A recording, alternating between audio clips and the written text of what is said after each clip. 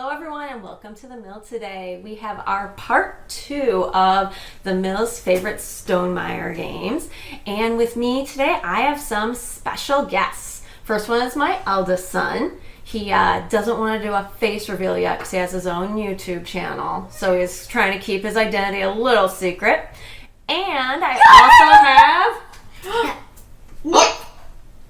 Me! And who is this? Luca. And this is my youngest, Luca. And this is Lizzie. And apparently he has brought Lizzie with him today. So what we're going to do, we're going to kind of do the family version of our favorite Stonemaier games for the two of them. So they're going to talk about some of the games they've already played and kind of what they like about them and which ones they're kind of looking forward to playing. Then I'll get into my top 5 list after that. So, I go first. Anthony, you want to go first? So, you said well, first off, should we do the honorable mention that you've played first? The honorable mention. All right. So, we are pointing out, Anthony has technically played Rolling Realms. He actually is on the box as a playtester. So, this was one of his first ones that he got to play, that he got to play test with. So, this is definitely one that is family friendly, especially if you pull out the realms that are maybe a little bit easier. For some reason, I've never played it. Nope, you haven't played. We'll have to do that sometime, won't we? To eat ice cream. All right. And then got a bunch of games over here. He said his number 3 Lizzie! was. You remember it? You remember? Was Wingspan. Do you want to tell him what you liked best about Wingspan? Birds. The birds. Do you just like the art? Birds. What about the birds? Killing other birds. Oh, you like the hunting actions? Wait. So, Mommy, will you get the other birds? Mom, show her your penguin. Oh yeah, no, I've shown it on the show before. Don't worry. He's pointing to when I did the fan art pack and I drew the penguin. We have that up here. All right. And number 2. Oh my gosh, I can't lift this whole box. We're just lifting the cover. Mini scythe. Mini scythe number 2 now? Yeah. Oh, he's doing a last minute change on me. Making me, oh my gosh, I have to get to the bottom of that pile. Killing me, dude. Get into the bottom of the pile. So I got a box of games. I should have scrapped the boxes out. All right. Mini scythe is number 2. All right. Tell us, what do you like about mini scythe? Eating ice cream. Moving around. The moving around actions. And this is your number 2 too, isn't it, Luca? Yeah, do you want to tell them what do you like about my little scythe? We'll do both your number 2s at once. It's been a long time since I played it. What did you like about it, though? Do you remember? That they ate ice cream. They ate ice cream. They ate pies. Remember you throw the pies in the face? Did you like the pie battles? Pie battle. Pie battle. Anything else that you remember from My Little Scythe? Weird blimp. Oh, the blimp? Yeah, we played the expansion. You liked the blimp? I'm trying to remember what cute dragons. I don't remember which one you were when you played. But you did beat us. Yeah, Here's how I we talked won! Because I am the unstoppable! Lizzie helped me. So to give Even though I don't think he So to exists give some that insight, Auntie and I started board game around the same time when he was 5. I'm 8! Yeah, now you're 8, but you started board gaming when you were like 3. So they've kind of been growing up with all of this. All right, Ant-Man. That means there's one more for you. Your number 1 is? Normal scythe. Normal scythe. What do you like about normal scythe? It's epic. Epic. Can you go in more detail or just I don't remember everything. I like minis. Lizzie You like the sabotage! Yeah, the mechs. Wait, you gotta say, before you leave, you gotta say one more thing. What's the one you most want to try? Do you remember? You were just talking about it? Adventure. The expeditions? Yeah, expedition. Bye-bye. Expeditions. And that is our dramatic exit. And this is what happens when you play with kids. Are you okay, son? Why is the It's world fine. green? All He's not good, right. You ready to finish, Luca? Baby. All right. So Anthony was a big fan of the mechs from Scythe, and then when I was asking him what he wanted to do next, he likes expeditions. This is what board gaming can be like with kids. Absolute chaos. All right. Shh. All right, you ready to talk about your favorite one? Yeah. So Luca's doing a tiny bit of a cheat for his favorite, but since we found out this was going to be a Stonemaier game, he has wanted to play it nonstop. This will be a Stonemaier game next year. What is your favorite? Tokaido. Tokaido. Why do you like Tokaido so much? First up, guys, it is a cheat sheet. We will not show any other thing except the cover. All right. Can you say, what do you like in Tokaido? I like how there's so much like different sections and you can move how far you can go, but it just ruins it because only the last push. So say like we're playing 3 players. Lizzie's one, this guy's one, and this guy's The camera's one. right there, dude. Okay. And he The camera's there. is right here, and he went all the way here, and Lizzie's right next to him. He's here. If he moved 1 up to fun got 3 coins, it would still be his turn because he's in last place. And that will keep on happening. Yeah, you've gotten really good at that, haven't you? Ding. Yep. So this one's your favorite? And which one, and now your last part, which one are you most looking forward to trying next? I have 2. Lizzie! If you can't tell, he has some of the pieces out for one of them. Do you remember what this one's called? Wormspan. Wormspan. And why are you most looking forward to trying that one out? Because she has baby dragons. Camera's there. Obviously, and I just got the Meeple Source upgrade kit, so he's been playing with the pieces a lot right now. So yeah, you really like those pieces? And then we have, He plays with the dragon cards a lot. and then here were the starter things. This was like whose turn was it, and then this was The first player marker. the first play marker, and now this is the first play marker, and now this is the track marker. Yeah. So he's super excited to try that one out. That might be Should we try it over the holidays? I bet you could handle it. I also want to play This one? the metal one, the metal max. Ah, yeah, he has a tendency to just play with the metal mechs on their own. Because I bought the metal mechs for Scythe too.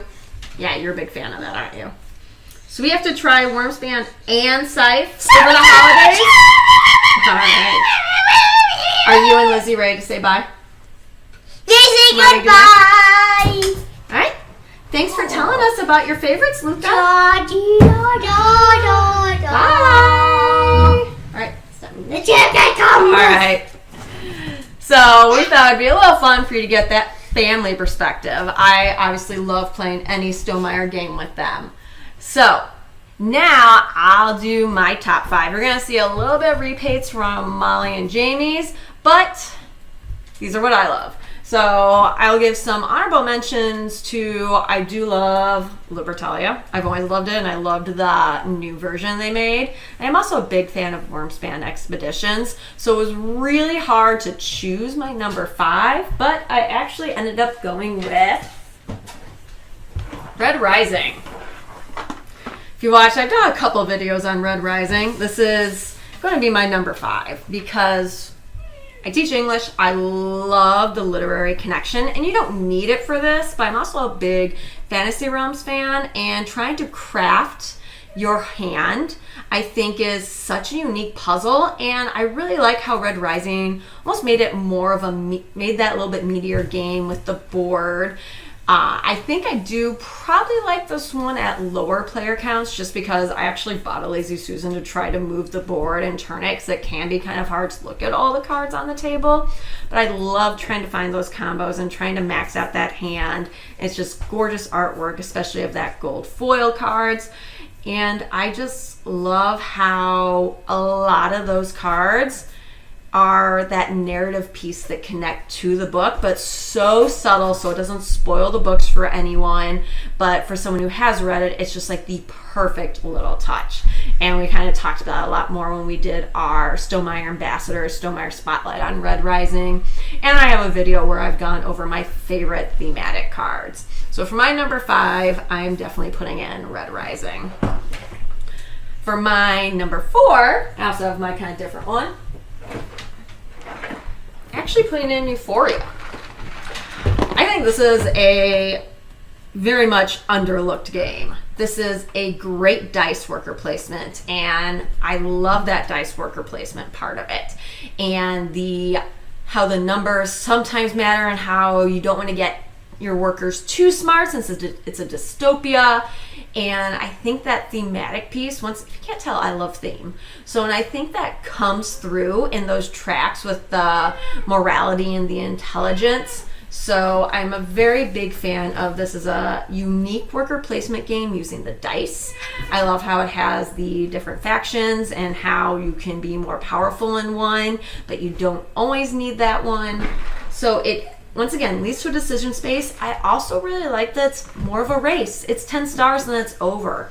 And I have found that I like those kind of endings. You kind of have that in Red Rising too, where it's not a certain amount of rounds, it's when somebody gets to certain parts of the track. So part of that is player controlled endings. I'm a really big fan of, which you can see with both of these. So Euphoria, I'm putting in for my number 4. My number 3 is one that you've already seen today. And that is Wingspan. Now I will say, I put Wingspan here at number 3 with the caveat that I want the expansions in it. I really love what Oceania did with the Nectar and the new board, so I really find that to be a must. And then I just love those Asian birds too. Wingspan Asia, the duet mode is amazing, just because it's that little bit different puzzle with the 2 players. Yeah. Are you gonna try Wingspan too? Yeah, just like the dragons? Yeah. All right, so He'll be in the next video, I am. Okay. I'm going to finish up with this, okay, buddy? All right, so Wingspan's definitely my number 3. I love card games, and I love the art, once again, and it's just that nice puzzle. This is also one big reason I like this. This is the game we play with my in-laws every holiday and every holiday season. So between the theme and the tableau building, they get it. And so I can play this with more than just my game group. And it's the one that I always look forward to playing with them. And I've gotten them everything with it as well. So we go down and that's what we play and we love it. So I think Wingspan is just that great game for, once again, it can be family as well. And it also, depending on how much you put in it, can also be for anybody. So Wingspan is my number 3. I will say, I think if you're just talking base games, I probably prefer Wormspan, just the base game. But overall, between the birds and all the expansions, Wingspan's the one that I still put at that number 3 spot. And then number 2, shock, along with my kids, I love Scythe. All right. We actually just played the Wind Gambit expansion for the first time not too long ago, and I thought that had really interesting pieces with some new goals and kind of adding little extra parts to the puzzle with Scythe. I love all the different factions. My favorite faction's actually one from the Rise of Fenris, so I won't talk about it too much so I don't spoil it, but I absolutely love one of the new ones, the first new one that you find in that. And just because it masks itself, it's a Euro, but people sometimes misinterpret it as something that's battling, and it's really not all about the battle. And as someone who prefers Euro games, but I don't mind a little bit of battle and take that, then it's kind of that perfect mix for me. And so I've really enjoyed my time with Scythe. Both Scythe, Wingspan, and the one I'm about to talk about, we've very much upgraded because with games we love, we like to upgrade them. So this is definitely my number 2. All right. And now my absolute favorite, and it has been my favorite forever, and it's a big box over here now. Oh my gosh, I had put Scythe on top of it. That was a mistake. Never put Scythe on top of anything. Okay. Okay. And yes, I am still here. is viticulture. I don't get big boxes, mainly because I don't want to pay for a box. Not that I don't like them, I just don't want to pay for them. But when viticulture came out, it was a good price and had the viticulture world in it. So I bought the wine crate because it was super thematic, and this is pretty much always been, for a long time, since it was one of my first Stonemaier games, it's been my favorite. My husband and I play this all the time. It is our go-to game. Said this is one that we have definitely blinged out because it's that perfect midweight Euro, and it's casual and makes sense thematically. Once again, it's not really a race when we put in Tuscany to 25 points, but it is, see, once again, family. It's not just that race to 25 points because you don't have to get there, but it's that you see that end potentially coming. Like, and for us, when we're playing and we see somebody even at like 12 points, we're like, oh, this could be the last year. You got to be careful. You got to be able to plan for both. So it is that really nice twist with it. We have the viticulture wine glasses I always break out when we're playing in the evening. It's just that wonderful mix for us. Honestly, a 2-player game with Tuscany, I think we knocked this out in 30 minutes or less. Like, that's how much we have played it at this point. This is actually one I probably should sleeve just because of how much we have used the cards in here. And we have always just kind of like that for that casual evening of the two of us. So I think it works great at 2-player. I do prefer it, I will say, usually at odd player counts because I like when there's an extra space open on all the worker placement spots. And I would say our favorite way of playing it is with Tuscany and the Rhine Valley Visitors. It's probably our favorite way of playing it.